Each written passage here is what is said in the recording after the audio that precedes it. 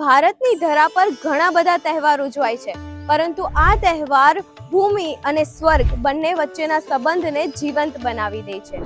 એ તહેવારનું નામ છે દેવ દિવાળી. દેવ દિવાળીને ત્રિપુરી પૂર્ણિમા પણ કહેવામાં આવે છે અને આ દિવસે ગંગા કિનારે અનોખું આયોજન કરવામાં આવે છે અને જેને જોવા લાખો હજારોની ભીડ ઉમટી પડે છે. પૌરાણિક કથાઓમાં એવું કહેવામાં આવે છે કે ત્રિપુરાસુર નામનો અસુર ત્રણેય લોકમાં અંધકાર અને અહંકાર ફેલાવી રહ્યો હતો, જેનાથી દેવતાઓ ત્રાસિત થયા અને શંકર ભગવાન પાસે ગયા અને શંકર ભગવાને કાર્તિક પૂર્ણિમાની રાત્રે આ અસુરનો વધ કર્યો અને આ દિવસે સ્વર્ગમાં વિજયની ઘોષણા થઈ.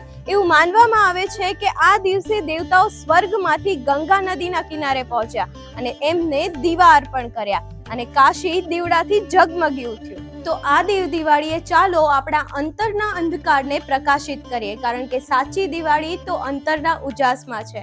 Happy Dev Diwali two everyone.